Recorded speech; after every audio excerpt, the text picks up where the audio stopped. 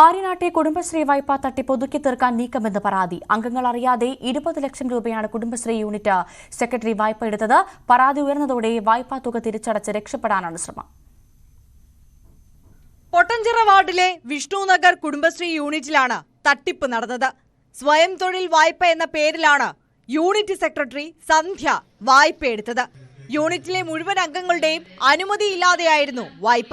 സന്ധ്യ എന്ന് പറയുന്ന ആൾ പറഞ്ഞ അവളെ സംരംഭത്തിന് വേണ്ടി ലോൺ എടുക്കുകയാണ്, അതിൽ ഒപ്പിട്ട് കൊടുക്കുമെന്ന് കേട്ടു. അപ്പൊ ഞാൻ പറഞ്ഞ് ഇത് സംരംഭത്തിന് വേണ്ടി ഒപ്പിടാൻ എനിക്ക് പറ്റൂല, കാരണം എനിക്ക് ഒരുപാട് ബാധ്യതകളുണ്ട്, എനിക്ക് വേറെ ലോണൊക്കെ ഉണ്ട്, അതിനുവേണ്ടി എനിക്ക് ഒപ്പിടാൻ പറ്റൂല. കുടുംബശ്രീക്ക് ആണ് എടുക്കുന്നതെങ്കിൽ അതിൽ എല്ലാവർക്കും ഒരുപാട് ഷെയർ വരുമെങ്കിൽ ഞാൻ ഒപ്പിട്ട് തരാമെന്ന് പറഞ്ഞു. അപ്പൊ അവള് പറഞ്ഞില്ല, അവളെ സംരംഭം വെച്ചെടുക്കുന്ന ലോണാണ്, അതിന് ഒപ്പിടേണ്ടി എന്ന് പറഞ്ഞ് ബാക്കി 12 അംഗങ്ങളെയും കൂട്ടി ഒപ്പിട്ട് ബാങ്കിൽ പോയി ഒപ്പിട്ടപ്പോൾ അവിടെ എത്തിയപ്പോഴാണ് ആളുകൾ അറിയണത് ഇത് എത്ര ലക്ഷം രൂപയാണെന്ന് അറിയണത്. യൂണിറ്റ് പ്രസിഡന്റ് ആതിര പരാതിയുമായി പഞ്ചായത്തിനെ സമീപിച്ചു.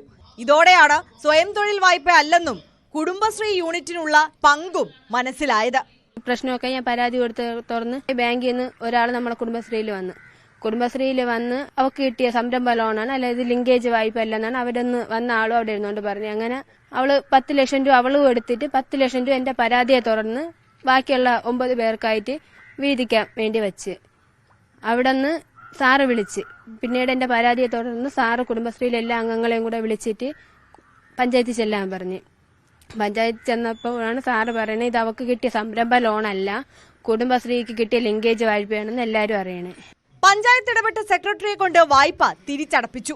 പഞ്ചായത്തിലെ CDS ചെയർപേഴ്സണ് തട്ടിപ്പിൽ പങ്കുണ്ടെന്ന് ആരോപണമുണ്ട്. പരാതി നൽകിയ യൂണിറ്റ് പ്രസിഡന്റ് ആതിരയ്ക്കെതിരെ മാനനഷ്ട കേസ് നൽകിയതിലും പ്രതിഷേധം ഉയരുകയാണ്. CDS ചെയർപേഴ്സന്റെ രാജി ആവശ്യപ്പെട്ട് കോൺഗ്രസ് പ്രക്ഷോഭം ആരംഭിച്ചു. ന്യൂസ് 18 തിരുവനന്തപുരം.